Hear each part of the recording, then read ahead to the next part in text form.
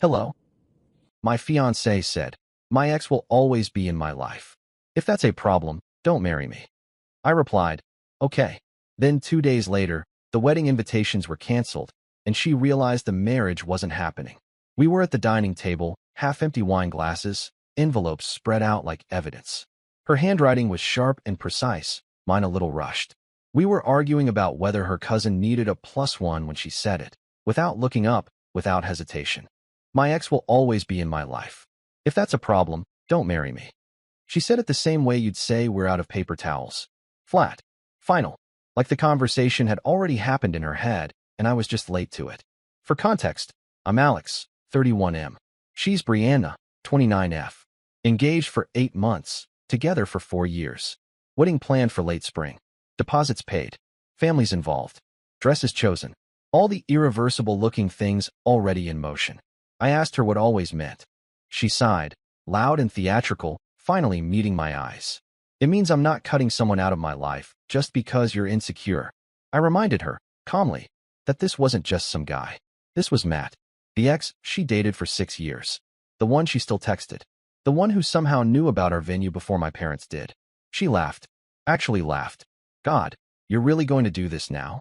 He's family to me. You knew that when you proposed. That part wasn't true, but I didn't correct her. I just nodded and said, okay. That stopped her. She blinked, straightened in her chair. Okay, what? Okay, I repeated. I hear you. She looked relieved. Smug, even. Like she'd won something. Like she assumed I'd fall back into place the way I always did. She went back to addressing envelopes. She didn't notice that I stopped helping. She didn't notice me quietly stacking the invitation samples back into their box.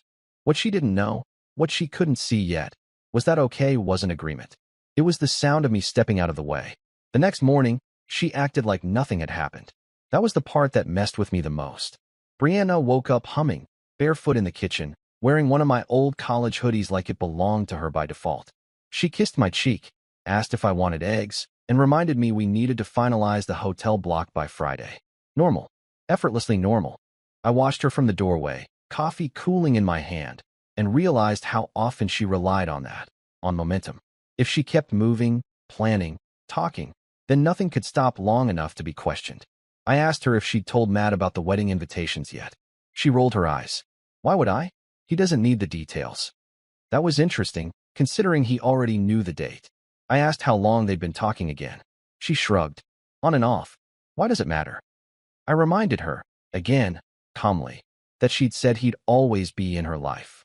That kind of permanence affects the person you're marrying. She laughed, sharp and dismissive. You're marrying me, not him.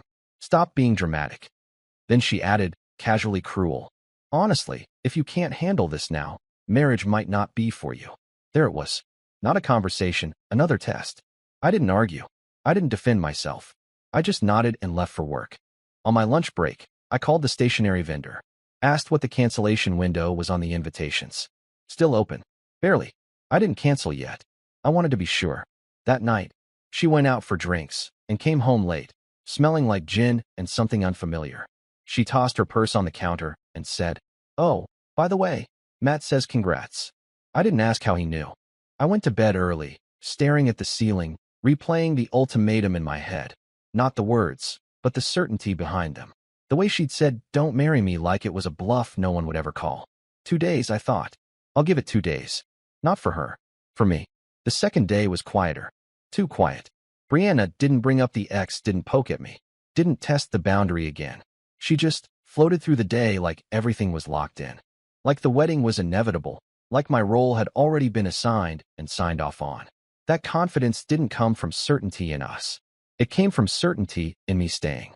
That afternoon, my mom called to ask about hotel arrangements. She was excited, talking fast, already planning who would sit near whom. I answered vaguely and told her I'd call back later. I couldn't bring myself to say the words yet, not because I doubted the decision, but because I needed to do one thing first. I needed to watch Brianna when she didn't know she was being watched. That evening, she left her phone on the couch while she showered. It buzzed. Once. Then again. I didn't pick it up. I didn't need to. She came out, towel wrapped tight, glanced at the screen, and smiled in a way she never smiled at me anymore. Soft. Familiar. Unfiltered. She typed back quickly, then noticed me looking. What? She snapped. Nothing, I said, and meant it. She went back to the bedroom and closed the door harder than necessary. That was when I finally understood something important. She didn't see her ultimatum as a risk. She saw it as leverage. A line she could draw knowing I'd stay on the right side of it because I always had. Later that night, she mentioned, almost proudly, that Matt would probably always be around, even after we were married. Holidays, birthdays, major life stuff. I asked, what about our kids? She scoffed. God, you're exhausting. That was the moment. Not loud, not dramatic, just final. The next morning, while she was at Pilates, I opened my laptop and pulled up the wedding spreadsheet. Venues, caterers, stationery. Every vendor had a status column. I didn't cancel yet, but I highlighted every line. And for the first time since proposing, I felt like I was the one holding the pen. By the time she got back from Pilates, I'd already made my decision. She breezed in like always. Keys tossed into the bowl, shoes kicked off without looking, energy loud and self-assured. She talked about an instructor she hated, a girl who copied her outfit, how her mom wanted to add more people to the guest list. I nodded in the right places. Said almost nothing. She noticed. Of course she did. What's your problem today? She asked, opening the fridge. You've been weird all week. Weird. Not hurt. Not concerned. Weird. I told her I'd been thinking about what she said. About her ex. About always. She didn't even turn around. I already told you how I feel. I'm not revisiting this. That's kind of the issue, I said. She shut the fridge harder than necessary. Alex, if this is another attempt to make me choose, save it. I'm not doing that. Matt isn't going anywhere. I asked her, quietly, why she needed him that much if she was marrying me. She laughed. Again. That same laugh. Mean this time. You really don't get it, do you? He knows me in ways you never will. History matters. That sentence sat between us like a dare. I asked her if she'd ever considered how that sounded to the person she was about to marry. She crossed her arms. If that's a problem, then don't marry me. There it was. Again. Clearer this time. Sharper. No room to pretend it was a joke. I didn't raise my voice. I didn't argue. I just said, okay. She rolled her eyes. Good. Glad that's settled. She walked past me, already done with the conversation. She didn't see me open my laptop that night. Didn't hear the quiet clicks as I started sending emails. Didn't know I was reading cancellation policies instead of vows. She went to bed confident. Certain. She had no idea the clock had started ticking, not on the wedding, but on her assumptions. The first cancellation email went out at 9:12 a.m. I remember the time because I stared at the sent confirmation longer than I needed to, waiting for something, panic, regret, adrenaline. It didn't come. Just a steady calm. I started with the invitations. Change of plans, I wrote.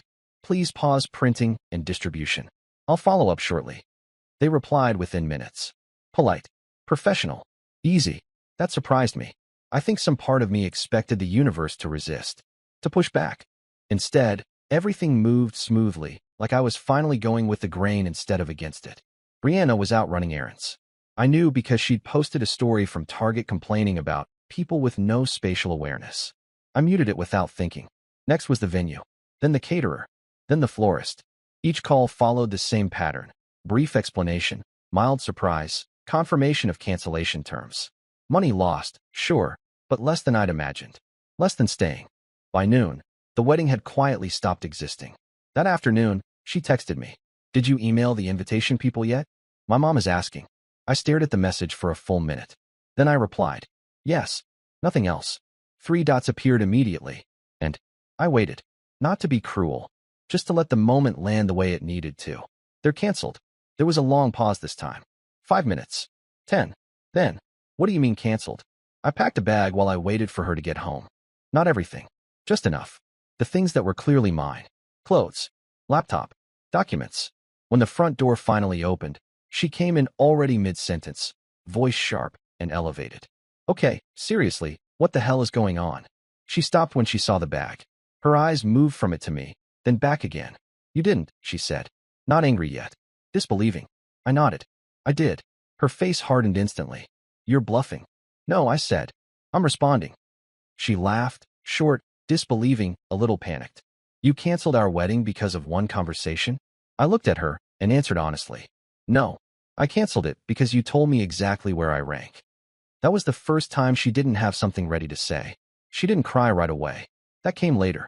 First came anger. The sharp, Brittle kind that needs to hurt something to feel real. You're insane, Brianna snapped, pacing the living room like it owed her an explanation. Do you have any idea how humiliating this is? People have flights booked, dresses ordered. I sat on the couch, bag at my feet, hands folded. You told me not to marry you if I had a problem.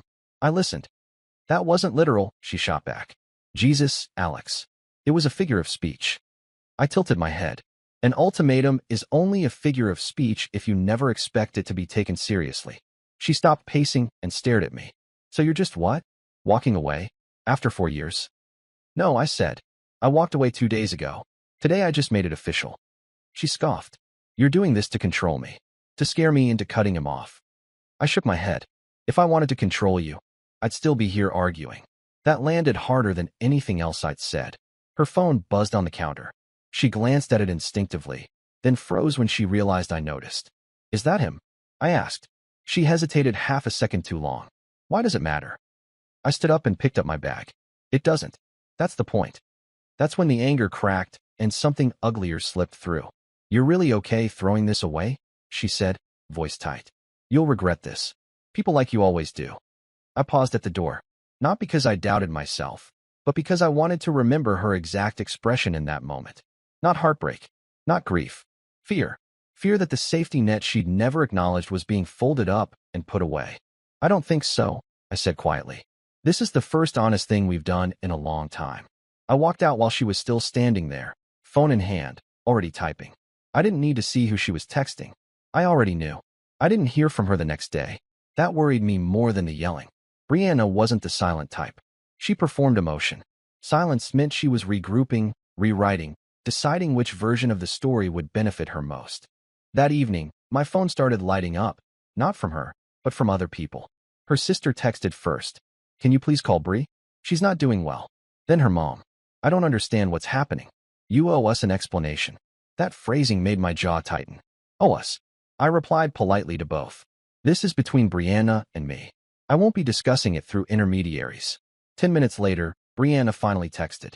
I can't believe you're doing this to me. Not to us. Not to the relationship. To her. She followed it with, Matt agrees you're being unreasonable. That one actually made me laugh. Out loud. I didn't respond. Instead, I called my parents and told them the wedding was off. My mom went quiet, then asked if I was okay. My dad didn't ask why, just said, come by this weekend. No pressure. No judgment. That night, I slept on a friend's couch, staring at the ceiling, replaying 4 years of moments I dismissed as not worth the fight. Every time she'd prioritized him. Every time she'd mocked my discomfort instead of addressing it. Around midnight, another text came through. I never said I loved him more than you. I stared at it for a long time. She was right. She didn't have to. Her choices had said it for her. I typed a response. Deleted it. Typed another. Deleted that too. Eventually, I put the phone face down and closed my eyes. For the first time since proposing, I wasn't trying to fix anything. And that felt like freedom. 2 days after I canceled the wedding, Brianna finally showed up where I was staying. No warning. No text. Just her knock. Sharp. Impatient. Like I'd kept her waiting on purpose. When I opened the door, she looked different. Not undone. Not fragile. Just controlled. Makeup perfect. Outfit intentional. Like she was walking into a negotiation, not the fallout of an engagement. So, she said, stepping past me without asking. You've made your point. I closed the door slowly. This isn't a point. It's a decision. She turned, exasperated. You always do this. You go quiet and dramatic instead of talking things through. I laughed under my breath. You gave me an ultimatum. I chose. She crossed her arms. You chose to throw away a future because you couldn't handle an adult friendship. There it was again. The rewrite. I asked her why she needed Matt to be permanent in her life and non-negotiable in our marriage. She didn't hesitate. Because he knows me. Because he was there first. Because I won't be controlled by a man who needs reassurance every 5 minutes. Every sentence landed like she'd practiced it. I nodded. Then you shouldn't marry me. Her mouth opened, then closed. That's not what I meant, she snapped. But it's what you said. She rolled her eyes hard. You're twisting my words. No, I said calmly. I'm finally taking them seriously. She stared at me, then changed tactics. You really think you're going to do better? She said softly.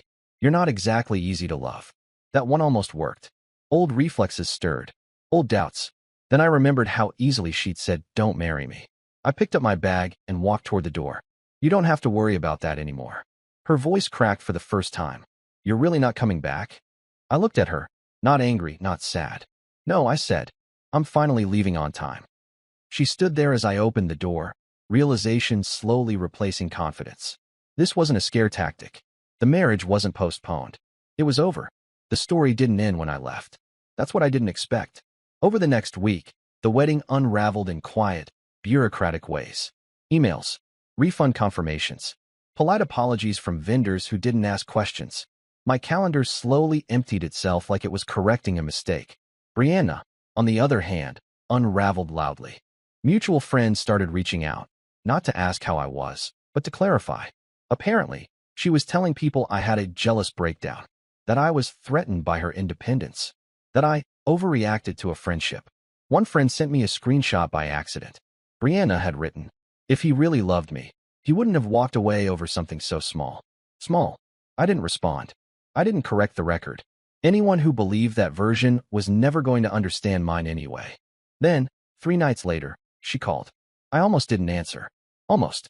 I didn't think you'd actually go through with it, she said the second I picked up. No hello.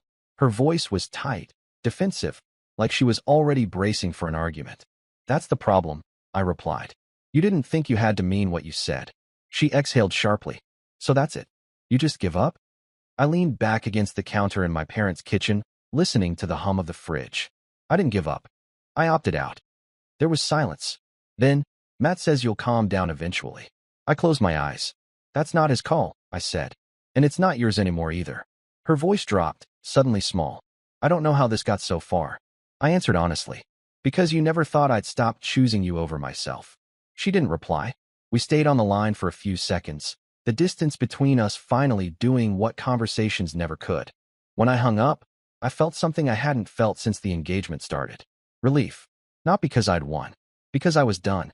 The last thing to fall apart was the illusion that we might circle back to each other. A week after that call, I got one final message from her. Not angry. Not dramatic. Just carefully wounded. I hope one day you realize you overreacted. I stared at it for a long time. Because here's the thing, I did realize something.